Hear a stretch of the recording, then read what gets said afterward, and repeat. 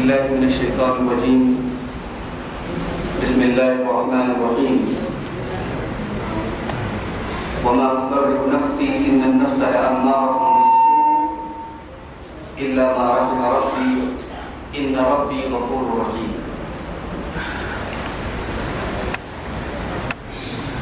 13ویں پارے کی تفسیر آج پیش کی جا رہی ہے۔ کل ہم لوگ حضرت یوسف علیہ السلام کا واقعہ سن رہے تھے اور میں نے یہ عرض کیا تھا کہ حضرت یوسف علیہ السلام جیل پہنچ جاتے ہیں۔ ظاہر سی بات ہے کہ جیل ایک ایسی جگہ ہے جہاں اچھے لوگ نہیں جاتے، مجرموں کا گھر ہوتا ہے۔ لیکن جیل میں بھی پہنچ کر حضرت یوسف علیہ السلام اپنی نیکی، اپنے اخلاق اور اپنے تقوی کی بدولت جیل میں بھی اپنی ایک الگ چھاپ چھوڑ۔ اس سے ہمیں اور آپ کو یہ سبق ملتا ہے کہ سچا ایماندار، سچا مومن وہ ہے جو غلط سماج کا اثر قبول نہیں کرتا بلکہ اپنا اچھا اثر غلط سماج کے اوپر ڈالتا ہے، جو سماج سے امپریس نہیں ہوتا، سماج کو امپریس کرتا ہے۔ اب حضرت یوسف علیہ السلام جب پہنچے جیل میں تو وہاں دو آدمی اور جیل میں پہنچے۔ ایک آدمی بادشاہ کا نانبائی تھا، بادشاہ کا باورچی، اور ایک آدمی جو تھا وہ بادشاہ کا ساقی تھا، اس کو شراب سپلائی کرنے والا۔ ان دونوں کو بادشاہ کو زہر دینے کے جرم میں، بادشاہ کو زہر دینے کی کوشش کے جرم میں جیل میں ڈالا گیا۔ یہ دونوں حضرت یوسف علیہ السلام کے پاس آئے۔ ان لوگوں کو اندازہ لگ گیا کہ حضرت یوسف علیہ السلام کو خواب کی تعبیر بتانے میں مہارت ہے، تو ان دونوں نے آ کے اپنا ایک خواب حضرت یوسف علیہ السلام سے بیان۔ ایک نے کہا کہ اے یوسف، میں نے خواب میں دیکھا کہ میں انگور کو نچوڑ رہا، انگور کا رس نچوڑ رہا۔ دوسرے نے کہا کہ میں نے یہ خواب دیکھا ہے کہ میں اپنے سر پر روٹی کا ٹوکرا لیے ہوئے ہوں اور وہ روٹی جو ہے پرندے اس میں سے کھا رہے ہیں۔ اس کے بعد سب کہتے ہیں کہ نبئنا بتأویلہ انا نراک من المحسنین، اے یوسف ہمیں ہمارے خواب کی تعبیر بتائیے، ہم آپ کو نیک سمجھتے ہیں۔ یہ جملہ بتا رہا ہے کہ یوسف علیہ السلام جیل کی کوٹری میں بھی اپنی نیکی کی وجہ سے پہچانے جاتے ہیں۔ ان دونوں نے کہا کہ ہم آپ کو نیک سمجھتے ہیں، آپ ہمیں اس خواب کی تعبیر بتائیں۔ حضرت یوسف علیہ السلام نے جواب دیا، لا یاتیکما طعام ترزقانہ الا نباتکما بتأویلہ۔ میرے ساتھیوں، تمہارے پاس جو کھانا تمہارے گھر سے آنے والا ہوتا ہے، جو ٹفن آنے والی ہوتی ہے، ابھی ٹفن کھلا بھی نہیں کہ میں بتا دیتا ہوں کہ اس کے اندر گوشت ہے کہ سبزی ہے، یہ اللہ تبارک و تعالیٰ کا معجزہ ہے۔ سب سے پہلے اپنا معجزہ بتایا کہ تمہارے پاس جو کھانا آتا ہے، کھانا کا ٹفن کھولنے کے پہلے میں بتا دیتا ہوں کہ کیا آنے والا ہے۔ اس کے بعد کہتے ہیں کہ اس میں میری کوئی خوبی نہیں، ذالکما مما علمنی ربی، یہ میرے رب کا کرم ہے، یہ میرے اللہ کا کرم ہے کہ اس نے مجھے ایسا مقام دیا۔ اس کے بعد حضرت یوسف علیہ السلام توحید کی دعوت دیتے، کہتے ہیں انی ترکت ملت قوم لا یؤمنون باللہ وهم بالآخرۃ هم کافرون۔ اے میرے قید خانے کے ساتھیو، اے میرے جیل کے ساتھیو، اللہ تبارک و تعالیٰ نے جو یہ کرم میرے اوپر کیا ہے کہ میں تم کو یہ معجزہ دکھا رہا ہوں، میرے ساتھیوں، یہ صرف اس وجہ سے کہ میں ایسی قوم کو چھوڑ کے آیا ہوں جو نہ تو اللہ کو مانتی تھی نہ آخرت کو مانتی تھی، یعنی میں نے شرک کو اور کفر کو چھوڑ کے توحید کا دامن اختیار کیا۔ اس کے بعد حضرت یوسف علیہ السلام اپنے خاندانی برتری کا اظہار کرتے، کہتے ہیں وَاتَّبَعْتُ مِلَّةَ آبَائِي إِبْرَاهِيمَ وَإِسْحَاقَ وَيَعْقُوبَ، اے میرے جیل کے ساتھیوں، میں کوئی نیا طریقہ لے کر نہیں آیا، میں وہی طریقہ، اسی طریقے کی پیروی کر رہا ہوں جو میرے باپ دادا کا طریقہ تھا، جو ابراہیم علیہ السلام کا طریقہ تھا، جو اسحاق علیہ السلام کا طریقہ تھا، جو یعقوب علیہ السلام کا طریقہ تھا۔ اس سے یہ ثابت ہوا کہ اگر آپ کا خاندان نیک ہے، آپ کے باپ دادا نیک ہیں، تو آپ اس بات کا ذکر کر سکتے ہیں کہ میرے باپ دادا نیک تھے۔ لیکن ایسا نہ ہو کہ باپ دادا تو نیک ہیں اور آپ کے کرم خراب ہیں، تو باپ دادا کی نیکی آپ کے تھوڑی کام ہے۔ پیدرم سلطان بود، میرا باپ تو بادشاہ تھا، آپ کیا ہے یہ دیکھا جائے گا نا۔ تو یوسف علیہ السلام اپنے باپ دادا کا ذکر کرتے ہیں کہ میرے باپ دادا ابراہیم، اسحاق، یعقوب، یہ لوگ بھی بڑے نیک تھے، اللہ والے تھے۔ اس کے بعد کہتے ہیں یا صاحب السجن اارباب متفرقون خیر ام اللہ الواحد القہار، اے میرے جیل خانے کے ساتھیوں، ذرا بتاؤ تو صحیح، ایک اللہ کی عبادت کرنا یہ زیادہ عقل مندی کی بات ہے، یا بارش کے لیے الگ دیوتا بنا لینا، روشنی کے لیے الگ دیوتا بنا لینا، علم کے لیے الگ دیوتا بنا لینا، ہر چیز کے لیے الگ الگ معبود کی عبادت کرنا یہ زیادہ بہتر ہے، یا ساری چیزیں اللہ سے مانگنا یہ زیادہ بہتر ہے؟ توحید سمجھا۔ آج کل لوگ پتہ نہیں کس کس چیز کی تبلیغ کریں۔ پہلی تبلیغ تو توحید کی ہونی چاہیے، توحید ہی گڑبڑ ہے تو باقی تمام تبلیغ بیکار ہے۔ ایک انسان کا عقیدہ خراب ہے، وہ نماز پڑھ رہا ہے، کیا فائدہ اس کی نماز کا؟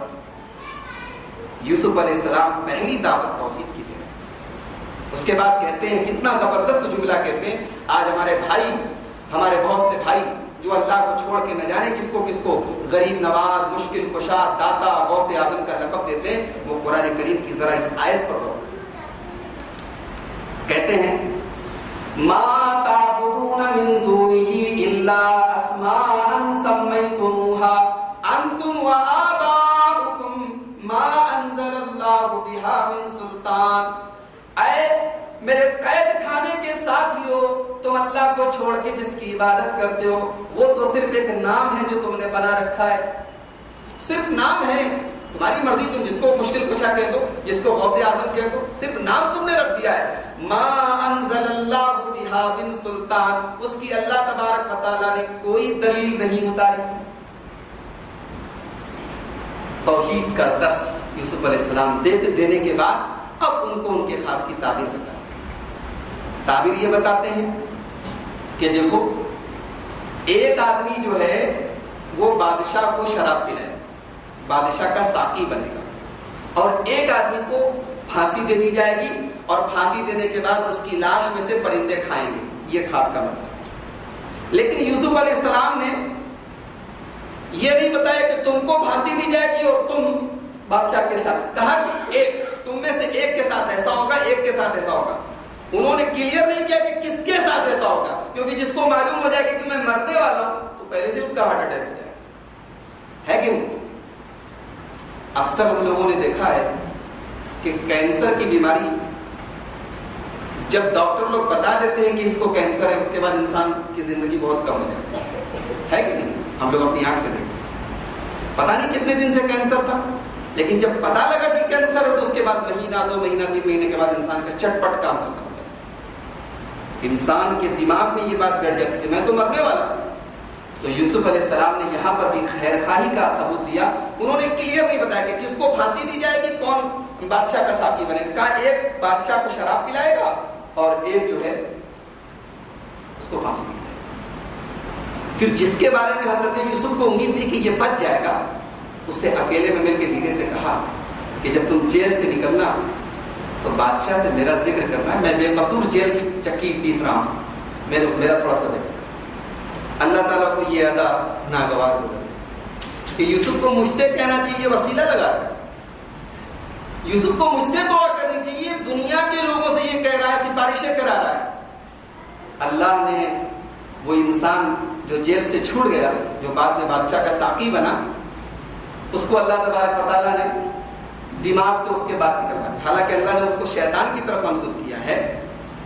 قرآن کہتا ہے فَأَنْسَاهُ الشَّيْطَانُ ذِكْرَ رَبِّهِ، شیطان نے اس کو بھلوا دیا اور وہ اپنے بادشاہ کے پاس یوسف علیہ السلام کا ذکر کرنا بھول گیا، لیکن در حقیقت اس کا اللہ تبارک و تعالیٰ نے ہی انتظام کیا تھا، اور یوسف علیہ السلام کو کچھ اور سال، تقریباً 7 سال اور جیل کی چکی پیسنی پڑی۔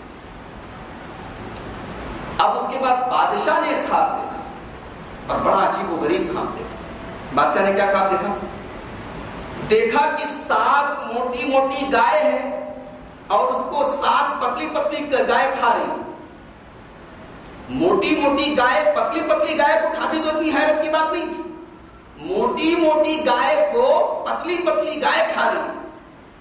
اور اس کے بعد بادشاہ نے خواب میں 7 ہری ہری بالیاں دیکھی، اناج کی بالیاں، اور 7 سوکھی سوکھی بالیاں دیکھی۔ بادشاہ نے یہ خواب دیکھا۔ بادشاہ نے اپنے درباریوں سے کہا کہ بھئی میں نے ایسا ایسا خواب دیکھا ہے، اگر تم لوگ خواب کی تعبیر جانتے ہو تو بتاؤ۔ تو درباریوں نے کیا جواب دیا؟ قالوا اضغاث احلام۔ ارے بادشاہ سلامت، ایسے خواب تو بہت آتے رہتے الٹے سیدھے، کوئی خواب ہے؟ دیکھیے، انسان کو جس چیز کی نالج نہ ہو اس کے بارے میں خاموش رہنا چاہیے۔ تم کو خواب کی تعبیر نہیں آتی تو چپ رہو، لیکن بادشاہ کی نظر میں اچھے بننے کے لیے سب جواب کیا دیتے ہیں درباری؟ ارے بادشاہ سلامتی، خواب آپ کے چکر کو چھوڑیے، اضغاث و احلام، الٹے سیدھے خواب تو آتے رہتے ہیں۔ وما نحن بتعبیر الاحلام بعالمین، الٹے سیدھے خواب کی کوئی تعبیر نہیں ہوتی۔ کوئی ڈھنگ کا خواب آپ دیکھتے تو تعبیر بھی ہم بتاتے ہیں۔ لیکن بادشاہ کا جو ساقی تھا، اچانک اس کو یوسف علیہ السلام یاد آ گیا۔ کہا بادشاہ سلامت، 1 منٹ، میرے پاس ایک آدمی ہے اور ضرور وہ اس خواب کی تعبیر بتا سکتا ہے۔ اب وہ آیا جیل۔ اب 1 منٹ آپ یوسف علیہ السلام کی جگہ اپنے آپ کو رکھ کے سوچئے کہ ایک آدمی کے اوپر آپ نے 7 سال پہلے احسان کیا تھا اور اس سے کہا بھی تھا کہ تم جیل سے نکلنا تو بادشاہ سلامت سے میرا ذکر کرنا۔ اب 7 سال کے بعد وہ اپنا کام لے کے تمہارے پاس آیا ہے، تو پہلے تو آپ اس کو 2-4 گالیاں دیں گے، سالے تیری وجہ سے میں 7 سال جیل میں سڑ رہا ہوں۔ لیکن یوسف علیہ السلام کا کیا اخلاق تھا، کیا کیریکٹر تھا۔ آتے ہی اس آدمی نے پہلے مسکا لگایا، یوسف ایھا الصدیق، ارے یوسف تم سے بڑا سچا تو کوئی ہے نہیں، تم تو صدیق ہو۔ ایک خواب لے کر آیا ہوں، مجھے تعبیر بتا دو۔ خواب یہ ہے کہ 7 موٹی موٹی گائے، 7 پتلی پتلی گائے 7 موٹی موٹی گائے کو کھا رہی ہے، اور 7 ہری ہری بالیاں ہیں اور 7 سوکھی سوکھی بالیاں ہیں۔ اے یوسف تم بڑے سچے آدمی ہو، بتا دو تاکہ اس خواب کی تعبیر میں لوگوں کو بتا دو۔ اب یوسف علیہ السلام نے کوئی شکوہ شکایت نہیں کیا، ڈائریکٹ خواب کی تعبیر بتائی۔ کہا دیکھو، تزرعون 7 سنین دأبا، 7 سال لگاتار تم لوگ کھیتی کرو گے، فما حصدتم فذروه فی سنبلہ، اور جو کھیتی کرو گے، جو اناج پیدا ہوگا تو اپنی ضرورت بھر کا اناج کھا لینا، اور باقی اناج کو بالی میں ہی پڑے رہنے دینا، اس کو یوز مت کرنا، اس کو بالی میں سے نکالنا بھی مت۔ ثم یاتی من بعد ذلک 7 شداد، پھر 7 سال بہت ہی سخت دور آئے گا، قحط سالی کا دور آئے گا، ایک قطرہ بارش نہیں ہوگی۔ یأکلن ما قدمتم لہن، اور جو 7 سال تم نے کھیتی کر کے جو اناج اسٹور کر کے رکھا ہے، وہی اناج تم کو ان 7 سالوں میں کام آئے گا۔ ثم یاتی من بعد ذلک عام فیہ یغاث الناس، اور پھر 1 سال ایسا آئے گا کہ خوب جھوم کے بارش ہوگی۔ دیکھیے یوسف علیہ السلام چاہتے تو صرف خواب کی تعبیر بتا سکتے تھے کہ 7 سال بہت اچھی کھیتی ہوگی، پیداوار ہوگی، پھر 7 سال قحط پڑے گا، لیکن یوسف علیہ السلام نے حق ادا کر دیا، خیر خواہی کا، نصیحت کا حق ادا کر دیا۔ کہا کہ 7 سال میں جو تم پیداوار کرو گے اس اناج کو اسٹور کر لینا تاکہ بعد کے 7 سالوں میں تمہارے کام آئے۔ اب وہ آدمی بادشاہ کے پاس پہنچا، کہا بادشاہ سلامت، خواب کی ایسی ایسی تعبیر۔ بادشاہ نے پوچھا یہ تعبیر کس نے بتائی؟ کہا کہ یوسف نام کا ایک آدمی ہے جو جیل میں ہے۔ بادشاہ نے کہا اس کو لے کر آؤ میرے پاس۔ جب بادشاہ کا قاصد یوسف علیہ السلام کے پاس پہنچا کہ چلیے بادشاہ نے آپ کو بلایا ہے، تو یوسف علیہ السلام نے کہا میں ایسے نہیں جاؤں، جاؤ پہلے بادشاہ سلامت سے پوچھو کہ ان عورتوں کا کیا قصہ ہے جنہوں نے اپنے ہاتھ کاٹ ڈالے تھے۔ جب تک میری بے گناہی، میرا دامن بے گناہی کے ساتھ گناہوں سے صاف نہیں ہو جائے گا، میں جیل سے نہیں نکلوں گا۔ بخاری شریف کی روایت ہے، اللہ کے نبی صلی اللہ علیہ وسلم کہتے ہیں کہ اگر میں ہوتا یوسف علیہ السلام کی جگہ تو نکل جاتا جیل سے۔ کیا مطلب؟ اس سے تو یہ ثابت ہو رہا ہے کہ حضرت یوسف علیہ السلام اللہ کے رسول سے بڑے اخلاق نہیں۔ اللہ کے رسول بتانا یہ چاہتے ہیں کہ یوسف علیہ السلام نے جو قدم اٹھایا وہ قدم اپنی جگہ اچھا تھا کہ بھائی میں جب جیل سے نکلوں تو سر اٹھا کے نکلوں۔ مان لو کہ آج میں جیل سے نکلوں، بادشاہ بہت خوش ہے مجھ سے، بادشاہ مجھ کو کوئی بہت بڑا عہدہ دے دے، تو زمانے والے کیا کہیں گے؟ دیکھو لڑکی کے چکر میں پھنسا تھا، جیل میں گیا تھا، ہاں آج بادشاہ کی نظر میں اچھا۔ یہ لوگوں کو کہنے کا موقع نہ ملے، لیکن اللہ کے نبی نے کہا کہ میں ہوتا تو چلا جاتا۔ کیوں؟ ارے بھائی بادشاہ کی نیت کا کوئی بھروسہ ہے؟ بادشاہ کی نیت کا کوئی بھروسہ نہیں، آج بلایا کل پھر جیل میں ڈال دے، تو میرا دامن تو پہلے گناہوں سے صاف ہو جائے۔ لیکن اللہ کے نبی نے جو اپنے بارے میں فرمایا کہ میں اگر یوسف کی جگہ ہوتا تو جیل سے نکل جاتا، اس لیے آپ نے ایسا فرمایا کیونکہ آپ اپنی امت کے لیے نمونہ ہیں، اور امت کے لیے جب آپ نمونہ ہیں تو آپ اپنی امت کو مزید پریشانی میں ڈالنا نہیں چاہتے۔ آپ اپنی امت کو یہ سبق دینا چاہتے ہیں کہ اگر کبھی تمہارے اوپر ایسا اسٹیج آئے اور تم بے گناہ جیل میں سڑ رہے ہو اور پھر تم کو جیل سے نکلنے کا موقع ملے تو مزید اپنے آپ کو امتحان میں مت ڈالو، جیل سے نکل جاؤ۔ اپنی امت کو تعلیم دینے کے لیے جناب محمد رسول اللہ صلی اللہ علیہ وسلم نے ایسا فرمایا کہ اگر میں ہوتا تو میں جیل سے نکل جاتا۔ تو یوسف علیہ السلام نے کہا جاؤ پہلے بادشاہ سے کو کلیئر کرے کیا معاملہ ہے ان عورتوں کا۔ اچھا یہاں پر ایک پوائنٹ اور، اصل گنہگار تو عزیز مصر کی بیوی تھی، اس کا تو نام ہی نہیں لے رہے، کہہ رہے ان عورتوں سے پوچھو جنہوں نے اپنا ہاتھ کاٹا تھا۔ مفسرین لکھتے ہیں کہ یوسف علیہ السلام نے اتنے دنوں تک اس گھر کا نمک کھایا تھا، اس نمک کا حق ادا کر۔ قصوروار تو وہی عورت تھی لیکن اس کا نام نہیں لے رہے، اس کی عزت پر پردہ ڈالے۔ اس سے یہ معلوم ہوتا ہے کہ اگر آپ نے کے اوپر کسی نے احسان کیا ہے تو جہاں تک ممکن ہو اس احسان کا حق ادا کیجیے۔ یوسف علیہ السلام نے اس عورت کا نام نہیں لیا، کہا کہ ان عورتوں کو بلا کے پوچھئے جنہوں نے اپنے ہاتھ کاٹے تھے۔ بادشاہ نے بلوایا، آپ کا کیا مسئلہ ہے؟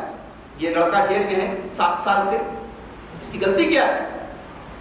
تمام عورتوں نے گواہی دی، حاشا للہ، اللہ کی پناہ یہ لڑکا تو بالکل بے قصور ہے، ہم اس کے اندر کوئی برائی نہیں سمجھتے ہیں، ہم اس کو بالکل بے گناہ سمجھتے ہیں۔ جب تمام عورتوں نے یہ گواہی دے دی تو اب عزیز مصر کی عورت خود پردے میں سے نکل کے آئی اور کہنے لگی الآن حس الحق، آج تو دودھ کا دودھ اور پانی کا پانی ہو گیا، آج حق بات کھل کے سامنے ہو گئی ہے، اور آج مجھے یہ اقرار کرنے میں کوئی ہچک نہیں ہے کہ انا راودتہ عن نفسی، میں نے خود یوسف کو اپنے جال میں پھنسانے کی کوشش کی۔ دیکھیے اللہ کی قدرت، دیکھیے یوسف علیہ السلام نے عزیز مصر کی عورت کا نام بھی نہیں لیا، لیکن اس نے خود آ کے معاملے کو بالکل کلیئر کر دیا، اور یوسف علیہ السلام بالکل بے داغ ہو کر سارے زمانے کے سامنے بالکل سورج کی طرح روشن ہو کر آپ کا کیریکٹر کھل کے سامنے آیا۔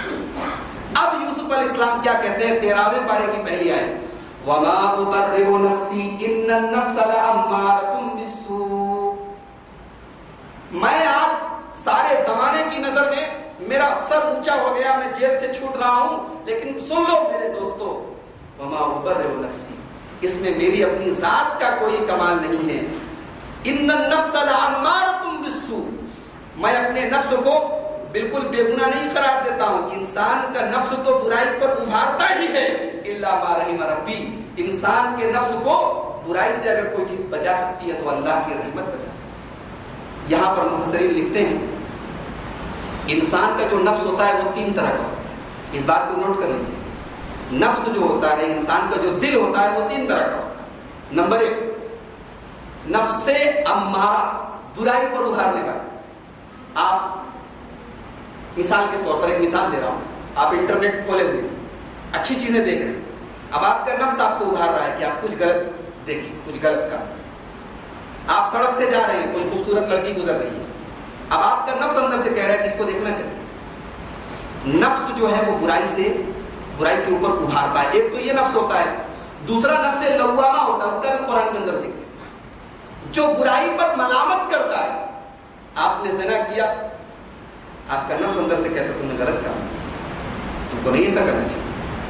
آپ نے شراب پیا، آپ کا نفس اندر سے کہہ رہا ہے کہ تم نے غلط کام کیا، تم کو ایسا نہیں کرنا چاہیے۔ یہ نفس ہوتا ہے ملامت کرنے والا۔ اور تیسرا جو نفس ہوتا ہے نفس مطمئنہ، جس کو اللہ نے جنتی کہا ہے، یہ وہ نفس ہوتا ہے جو انسان کو اچھے اور نیک کام کرنے پر آمادہ کرتا ہے۔ اللہ تعالیٰ ہم سب کو نفس مطمئنہ عطا فرمائے۔ تو حضرت یوسف علیہ السلام نے کہا کہ میں اپنے آپ کو بے گناہ قرار نہیں دیتا ہوں، یہ میرا کمال نہیں، یہ میرے رب کا کرم ہے، ورنہ انسان کا نفس تو برائی پر ابھارتا ہے۔ اس کے بعد بادشاہ نے کہا میرے پاس استخلص لنفسی، تم میرے دربار میں آ جاؤ، میں تم کو کوئی اونچی پوسٹ دوں گا۔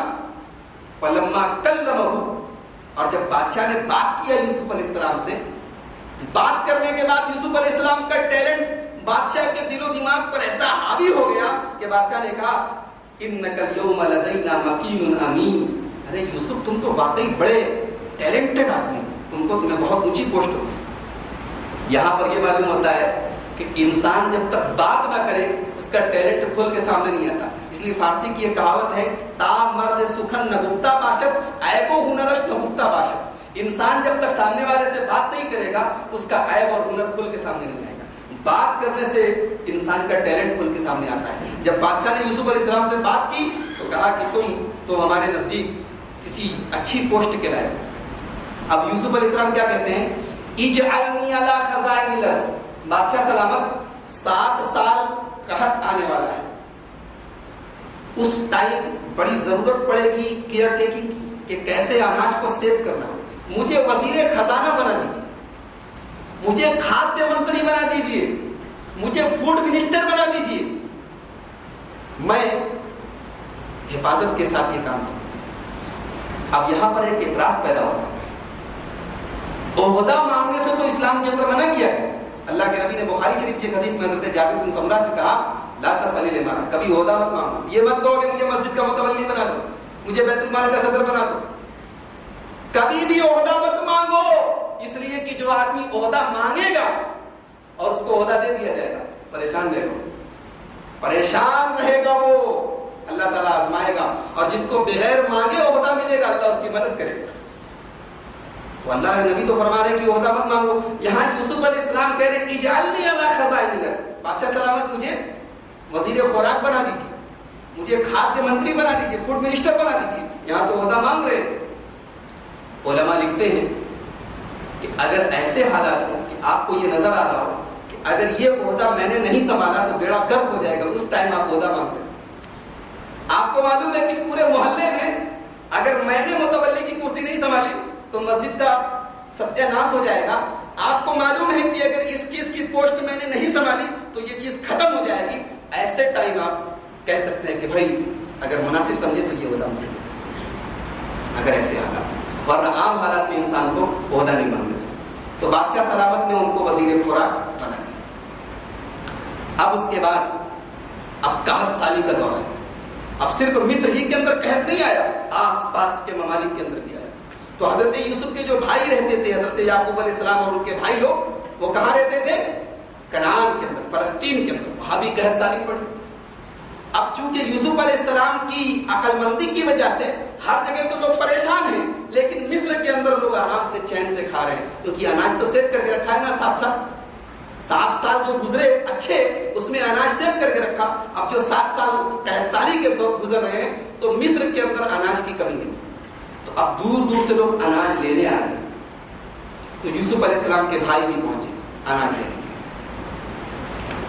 یوسف علیہ السلام نے پہچان لیا اپنے بھائی کو، اس سے معلوم ہوا کہ یادداشت اچھی تھی، بھائی 25 سال کا ٹائم گزر چکا ہے، اپنے بھائیوں کو دیکھا، پہچان گئے، لیکن بھائیوں نے ان کو نہیں پہچانا، کیونکہ جب ان کو کنویں میں ڈالا تھا تو یہ 7 سال کے تھے، آج جوان ہو چکے ہیں۔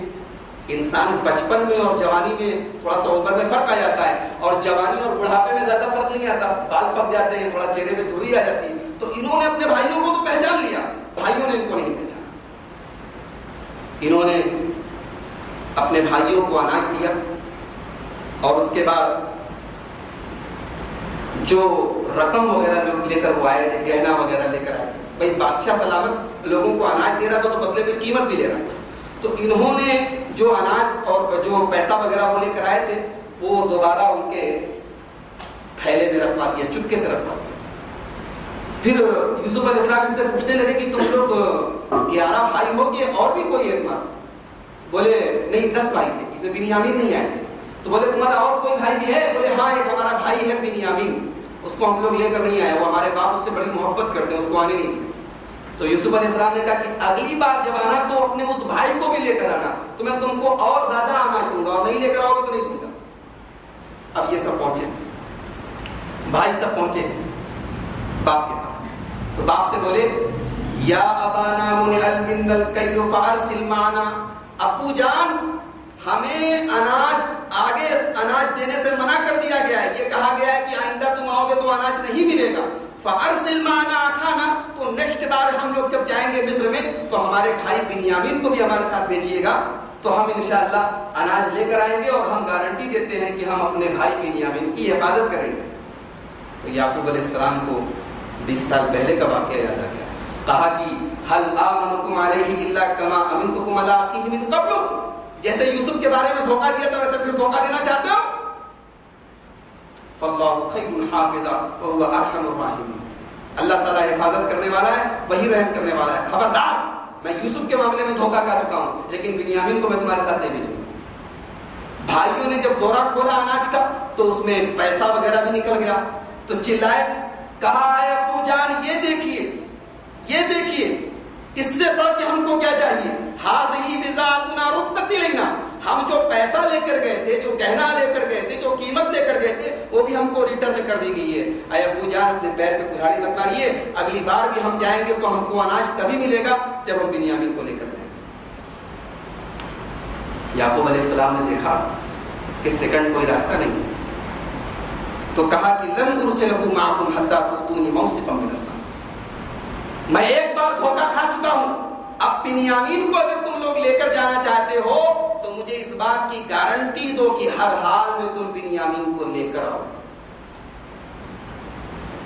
اگر جنگ ہو جائے، لڑائی ہو جائے، خطرناک حالات ہو جائیں تو الگ بات ہے، ورنہ ہر حال میں تم لوگ لے کر آؤ گے بنیامین کو، اور اس پر اللہ کو گواہ بناؤ۔ بھائیوں نے کہا کہ ٹھیک ہے، ہم آپ کو سے وعدہ کرتے ہیں، اللہ کی قسم کھاتے ہیں، اللہ کو گواہ بناتے ہیں کہ ہم بنیامین کو ہر حال میں لے کر آئیں۔ اس کے بعد یعقوب علیہ السلام نے کہا اچھا ایک کام کرو، تم لوگ جب جانا مصر میں تو ایک دروازے سے مت جانا، الگ الگ دروازے سے جانا۔ ایسا کیوں کہا؟ 11 بھائی ہیں، سب خوبصورت خوبصورت ہٹے کٹے باڈی بلڈر، اب اکٹھے ایک دروازے سے جائیں گے، لوگوں کی نظریں پڑیں گی تو نظر نہ لگ جائے، تو کہا کہ الگ الگ دروازے سے۔ اس سے معلوم ہوا کہ نظر لگ سکتی، اور اللہ کے نبی صلی اللہ علیہ وسلم نے ایک صحیح حدیث میں فرمایا العین حق، نظر کا لگنا برحق ہے، نظر لگ سکتی ہے۔ نظر لگنے کی ایک دعا اللہ کے رسول نے بتائی ہے، بڑی پیاری دعا۔ اللہ کے رسول اپنے نواسوں حضرت حسن اور حضرت حسین کو یہ دعا پڑھ کے دم کرتے تھے، اعیذکما، حضرت حسن اور حسین کو یہ دعا پڑھ کے دم کرتے تھے، اعیذکما، میں تم کو اللہ کی پناہ میں دیتا ہوں، بکلمات اللہ التامہ من کل شیطان وہامہ ومن کل عین لامہ۔ تھوڑی لمبی ہے نا، اس کو یاد کر لیجیے کہ میں تم کو اللہ کی پناہ میں دیتا ہوں ہر شیطان سے اور ہر بری نظر سے، ہر منحوس چیز سے، ہر بری نظر سے۔ تو نظر کا لگنا برحق ہے۔ تو یعقوب علیہ السلام نے کہا کہ تم لوگ جب جانا تو ایک دروازے سے مت جانا، الگ الگ دروازے سے جانا۔ پھر اللہ تعالیٰ کہتا ہے کہ یہ یعقوب علیہ السلام کی اپنے دل کی ایک حسرت تھی جو انہوں نے پوری کر دی۔ اگر نظر لگنے ہی والی ہوتی تو بھائی ہماری ہی طرف سے لگتی ہے، اس کا سبب تو ہم ہی بناتے ہیں نا۔ تو اللہ تعالیٰ کہہ رہا ہے کہ یہ یعقوب علیہ السلام کے دل کی ایک حسرت تھی جو انہوں نے پوری کر لی، ورنہ اللہ تعالیٰ اگر ان کے بیٹوں کو کوئی نقصان پہنچانا چاہتا تو یعقوب کی روک نہیں سکتے۔ یعقوب علیہ السلام کے اندر بھی اتنا پاور نہیں تھا کہ ان کے بیٹوں کو اگر ہم کوئی تکلیف پہنچانا چاہیں تو وہ روک سکے۔ اس سے یہ معلوم ہوا کہ بیماری، تکلیف، پریشانی یہ سب بھی اللہ تبارک و تعالیٰ ہی کی طرف سے آتی ہے، اور اس کو دور بھی وہی کر سکتا ہے۔ اچھا، اب جب سب یہ بھائی پہنچے یوسف علیہ السلام کے پاس، تو یوسف علیہ السلام نے اپنے سگے بھائی بنیامین کو اپنے ساتھ رکھا اور اس سے بتا دیا کہ میں یوسف، میں تمہارا 20 سال پیچھے پچھڑا ہوا بھائی یوسف ہوں۔ اس کے بعد یوسف علیہ السلام نے جب بھائیوں کا سامان رکھوایا تو اللہ کے حکم سے، اپنی طرف سے نہیں، اللہ نے حکم دیا تھا، چپکے سے بنیامین کے بورے میں اناج کو ناپنے والا برتن جو ہوتا ہے، اس زمانے میں ترازو سے تو تول کے اناج دیا نہیں جاتا تھا، برتن کے ذریعے دیا جاتا تھا، قیمتی برتن، بعض مفسرین نے لکھا ہے کہ سونے کا برتن تھا، اس کو رکھوا دیا بنیامین کے بورے میں. اور جب یہ لوگ جانے لگے تو بادشاہ سلامت کے پولیس کے سپاہیوں نے نعرہ لگایا، ایھا العیر انکم لسارقون، اے قافلے والوں تم تو چور ہو. اب یہ سب بھائی آئے، بولے بھائی کیا تلاش کر رہے ہو کہ ہمیں چور بنا رہے ہو، کیا معاملہ ہو؟ بولے بادشاہ سلامت کا برتن چوری ہو گیا اور ہمیں شک ہے کہ تم لوگوں نے چرایا. کہا کہ ہم لوگ بہت نیک لوگ ہیں، اچھے لوگ ہیں، ہم لوگ تھوڑی چوری کرنے والے ہیں، ہماری تلاشی لے لو. اب بادشاہ کے حکم سے تلاشی لی اور سب سے آخر میں بنیامین کی بورے کی تلاشی لی. ایک طرف سے سب کی تلاشی لی گئی، سب کا بورا سب کسی کے بورے میں نہیں ملا، سب ایک دم خوش ہے کہ چلو ہم لوگ بچ گئے. جب بنیامین کے بورے میں سے برتن نکلا تو اب یہ سب بھائی کہتے کیا ہے، اچھا اس نے چرایا ہے. اب دیکھیے بھائی 20 سال کا ٹائم گزر گیا ہے لیکن یوسف علیہ السلام کے خلاف دل میں جو بغض ہے وہ ابھی نکلا نہیں ہے. جب دیکھا کہ بنیامین کے بورے میں سے برتن نکلا ہے تو کہا اچھا اس نے چرایا ہے، ہاں اس کا ایک بھائی تھا وہ بھی چور تھا. انکان سرقہ، اگر اس نے چرایا ہے تو اس کا ایک بھائی یوسف تھا وہ بھی چور تھا. یوسف علیہ السلام بیچارے سامنے چاہے تو سزا دے سکتے لیکن اپنے دل میں اس بات پر تکلیف تو ہوئی، بھائی تکلیف ہونا نیچرل بات ہے کہ ان کے منہ پر ان کو چور کہا جا رہا ہے. لیکن یوسف علیہ السلام نے دل میں کہا انتم شر مکان، بڑے واہیات لوگ، بڑے برے لوگ ہو تم اور اللہ تعالیٰ بہتر جانتا ہے جو تم کہہ رہے ہو. اب بادشاہ سلامت نے کہا اچھا بنیامین کے بورے میں برتن نکلا ہے، اب اس کو گرفتار کر لیا جائے. اب بھائی سب چلانے لگے، رہے بادشاہ سلامت ایسا مت کیجیے، ہمارا ایک بوڑھا باپ ہے وہ اس کے بغیر رہ نہیں سکتا، اس نے قسم کھا کے اللہ کو گواہ بنا کے ہم لوگوں کو بھیجا ہے، ہم کو پکڑ لیجیے اس کو چھوڑ. کہا کہ ہم میں سے کسی اور کو پکڑ لیجیے اس کو چھوڑ دیجیے. یوسف علیہ السلام نے کہا نہیں، ہمارے حکومت کا یہ قانون ہے کہ جو چور ہے اسی کو سزا دی جائے گی، جس کے برتن میں جس کے بورے میں سامان نکلا ہے ہم اسی کو اریسٹ کریں گے، ہم تم کو نہیں لے کے جا سکتے. یہ کہہ کے یوسف علیہ السلام نے بنیامین کو اپنے پاس کو لیا. اب یہ سب بھائی آپس میں میٹنگ کرنے بیٹھ گئے تو جو سب سے بڑا بھائی تھا اس نے کہا کہ دیکھو میں تو بھائی اس حال میں اپنے باپ کو منہ نہیں دکھا سکتا. باپ نے اللہ کو گواہ بنا کے کہا تھا کہ تم بنیامین کو ہر حال میں لے کر آنا، اور آج ایسی سچویشن ہو گئی ہے تو ایک کام کرو میں یہیں پہ رک جاتا ہوں. بڑے بھائی نے کہا کہ میں یہیں پہ رک جاتا ہوں، تم لوگ جا کے ابو جان کو بتاؤ کہ آپ کے بیٹے نے چوری کی ہے، اور آپ کو یقین نہ آئے تو ہمارے قافلے میں جو لوگ گئے تھے ان سے آپ پوچھ لیجیے، آپ پتہ کر لیجیے. اب یہ سب بھائی پہنچے یعقوب علیہ السلام کے پاس. اچھا یہاں پر ایک سوال پیدا ہوتا کہ یوسف علیہ السلام کو تو یہ بات معلوم تھی کہ میرے باپ میری جدائی میں اتنا پریشان ہے، 20 سال سے میں اپنے باپ سے ملا نہیں ہوں، باپ میرا بیچارہ بوڑھا باپ رو رہا ہوگا میرے لیے، اب اپنے باپ کو اور تکلیف دے رہے ہیں، اپنے بھائی کو بھی روک رہے ہیں، ایسا کیوں؟ اللہ کی طرف سے ایسا آرڈر تھا کہ یعقوب علیہ السلام کو اور آزمایا جائے، ان کی پریشانی میں اور اضافہ کیا جائے، ورنہ یوسف علیہ السلام ہرگز یہ نہیں چاہتے تھے کہ ہم اپنے باپ کو اور پریشان کریں. اللہ کی طرف سے ایسا ہی آرڈر تھا.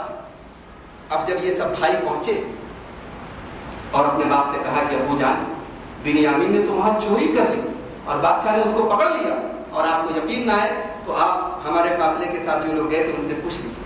تو یعقوب علیہ السلام نے پھر وہی جملہ کہا جو 20 سال پہلے یوسف علیہ السلام کے بارے میں ان لوگوں نے آ کے کہا تھا کہ یوسف کو بھیڑیا کھا گیا، وہی جملہ دہرایا، بل سولت لکم انفسکم امرا، نہیں یہ تمہاری بنائی ہوئی بات ہے. حالانکہ اب کی بار تو بھائی سچ بول رہے تھے، لیکن یعقوب علیہ السلام نے یہی کہا کہ تمہاری بنائی ہوئی کہانی ہے. اس سے علماء نے یہ مسئلہ نکالا ہے کہ یعقوب علیہ السلام بہت تجربے کار تھے لیکن عالم الغیب نہیں تھے، ورنہ وہی بات کیوں کہتے جو 20 سال پہلے کہا تھا کہ تم نے ایک کہانی گڑھ کے لے آئے ہو تم، اور میرا بیٹا جو ہے وہ چوری نہیں کر سکتا. فصبر جمیل، فصبر جمیل. پھر وہی جملہ کہا جو یوسف علیہ السلام کے موقع پر کہا تھا کہ میں صبر کرتا ہوں، عسى الله ان يأتيني بهم جميعا، بہت جلد انشاءاللہ میرا رب مجھے یوسف سے بھی ملائے گا بنیامین سے. یعنی یعقوب علیہ السلام کے دل میں کہیں نہ کہیں یہ احساس پیدا ہو گیا تھا کہ اب میں یوسف سے ملنے والا ہوں. اس کے بعد یعقوب علیہ السلام رونے لگے، یا صفا علی یوسف ہائے یوسف ہائے یوسف ہائے یوسف، وَابْيَضَّتْ عَيْنَاهُ مِنَ الْحُزْنِ، یوسف کی یاد میں یعقوب علیہ السلام کی آنکھوں کی روشنی چلی گئی۔ 20 سال کا ٹائم گزر گیا، جوان بیٹا آج ہوتا تو جوان بیٹا ہوتا جس بیٹے سے سب سے زیادہ محبت تھی، تو یہ یعقوب علیہ السلام رونے لگے، کہنے لگے ہائے یوسف ہائے یوسف۔ یہاں پر علماء لکھتے ہیں کہ ایسے رونا تو منع ہے، کسی کا نام لے کے رونا منع ہے، یعقوب علیہ السلام ایسے کیوں رو رہے؟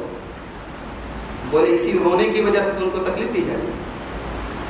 اگر انہوں نے واقعی میں اپنی زبان کو بھی صبر کا دامن اپنی زبان کو بھی دیا ہوتا اور زبان سے ایسا جملہ نہ نکلتے تو شاید اللہ تعالیٰ اور پہلے یوسف علیہ السلام سے ملاقات کرا۔ اللہ تعالیٰ امتحان لے رہا ہے۔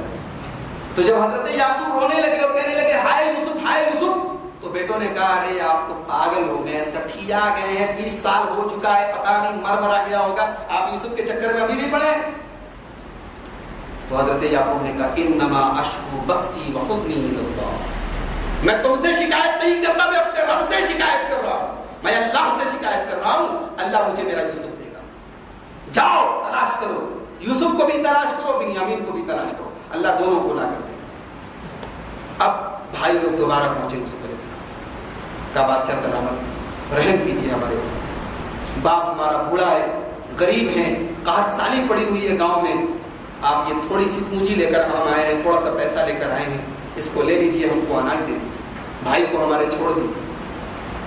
اب یوسف علیہ السلام کو ترس آ گیا، اپنے بھائیوں کی یہ حالت دیکھ کے اپنے باپ کے بارے میں سوچا، کہا کہ هل علمتم ما فعلتم بيوسف، یاد ہے تم نے یوسف کے ساتھ کیا سلوک کیا تھا؟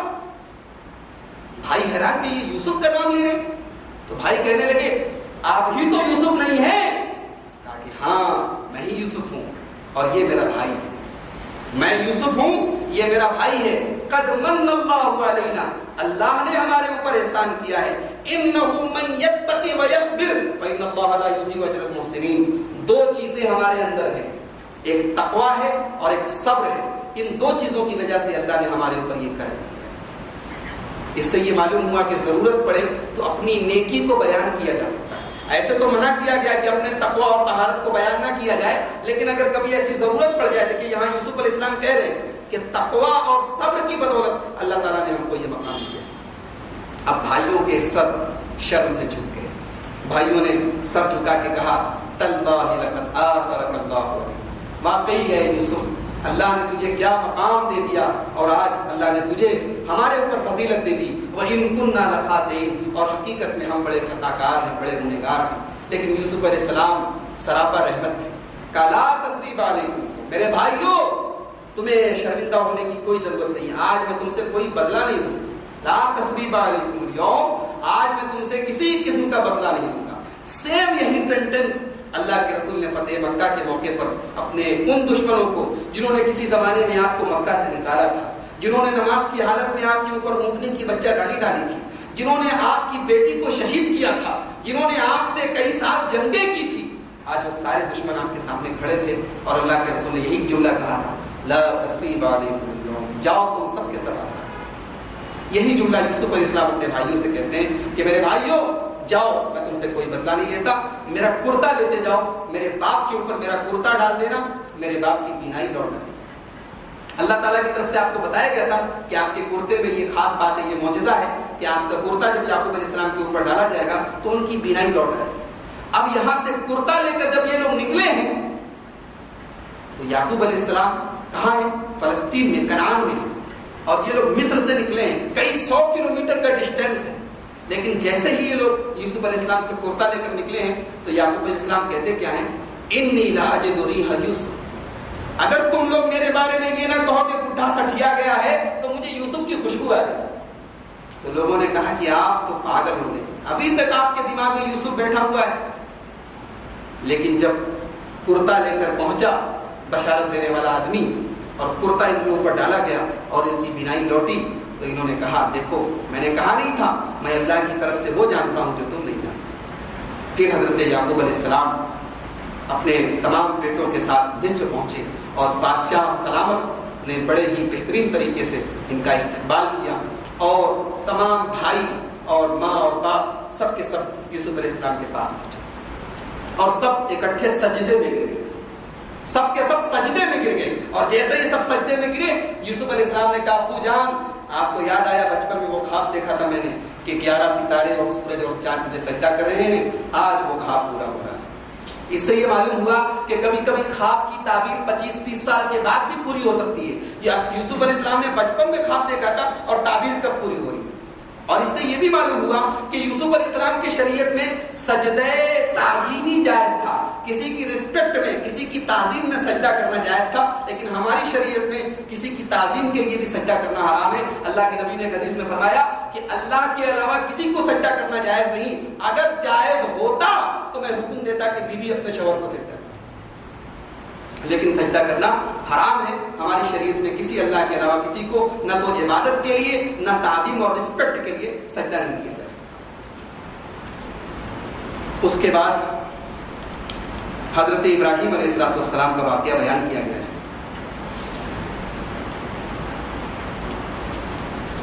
ابراہیم علیہ السلام اپنے بیٹے اسماعیل کو اور اپنی بیوی ہاجرہ کو مکہ کی سرزمین پر جب چھوڑ کے جانے لگتے ہیں تو بیوی پوچھتی ہے کہ آپ ہمیں کس کے حوالے چھوڑ کے جا رہے ہیں؟ کہتے ہیں اللہ کے حوالے چھوڑ۔ تو بیوی کہتی ہے اگر اللہ کے حوالے چھوڑ کے جا رہے ہیں تو اللہ تعالیٰ ہمیں برباد نہیں کرے۔ ابراہیم علیہ السلام اللہ کے حکم کی تعمیل کرتے ہیں، بیٹے کو اور بیوی کو چھوڑتے ہیں، لیکن تھوڑی دور جانے کے بعد جب بیٹا اور بیوی نظروں سے اوجھل ہو جاتے ہیں تو ابراہیم علیہ السلام ہاتھ اٹھا کے دعا کرتے ہیں، ربنا انی اسکنت من ذریتی بواد غیر ذی زرع عند بیتک المحرم ربنا لیقیموا الصلاۃ۔ اے اللہ میں نے تیرے آرڈر پر، تیرے حکم پر، تیرے کہنے پر میں نے اپنی اولاد کو ایسی زمین پر چھوڑ دیا جہاں نہ تو ایک قطرہ پانی ہے نہ ایک دانہ اناج ہے۔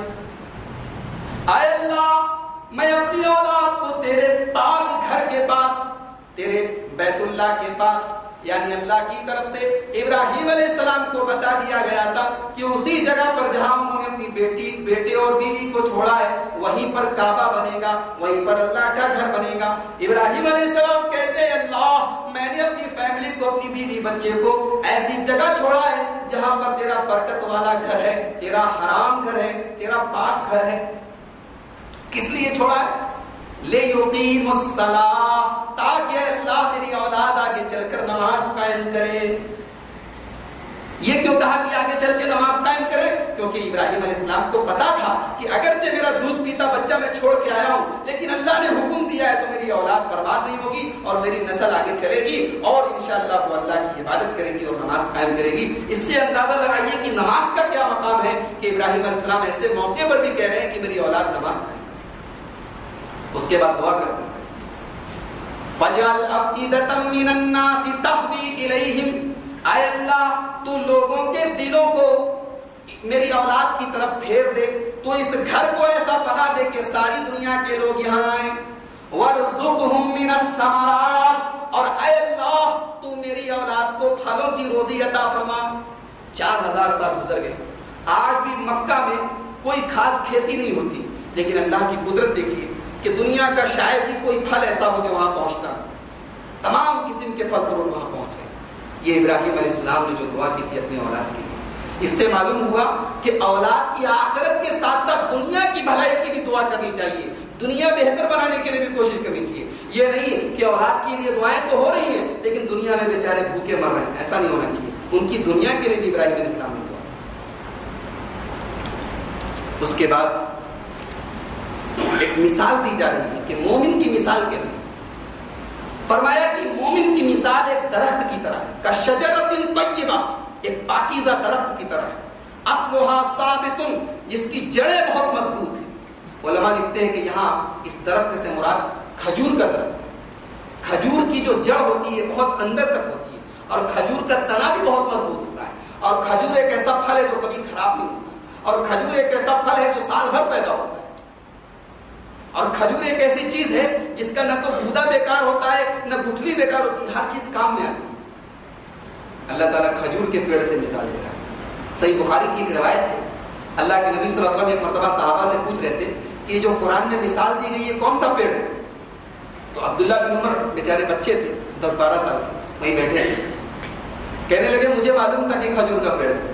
لیکن میرے ابا بیٹھے تھے، حضرت عمر، حضرت ابوبکر، بڑے لوگ بیٹھے تھے، اس لیے میں نے بولا نہیں. تو حضرت عمر کہتے بیٹا تو بول دیتا تو میرا سر اونچا ہو جاتا. اس سے دو باتیں معلوم کہ بیٹا اچھا کام کرے تو باپ کا سر اونچا ہوتا. دوسری بات یہ معلوم ہوئی کہ بڑے لوگ بیٹھے ہو تو بچوں کو تمیز سکھانی چاہیے کہ بڑوں کے سامنے زیادہ پٹر پٹر نہ بولے. بڑے لوگ بیٹھے تھے، عبداللہ بن عمر کو معلوم تھا کہ کھجور کا پیڑ ہے، لیکن ادب کے مارے نہیں بولے. کیا صحابہ نے اپنے بچوں کی تربیت کی. اللہ تعالیٰ ہمارے بچوں کو بھی ایسے بنائے. تو یہ پیڑ کیسا ہے؟ پاک پیڑ ہے، پاکیزہ درخت ہے، جس کی جڑ بہت مضبوط ہے اور جس کا پھل جو ہے آسمان کو چھو رہا ہے.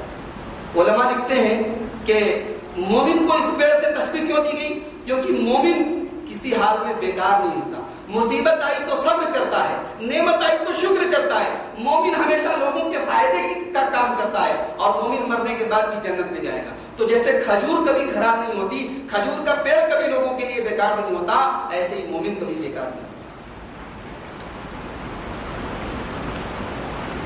اسی کے ساتھ 13ویں پارے کی تفسیر ختم ہوئی. اللہ تبارک و تعالیٰ سے دعا ہے رب العالمین ہمیں قرآن کریم کو سمجھنے، اس پر عمل کرنے اور غور کرنے کی توفیق عطا فرمائے.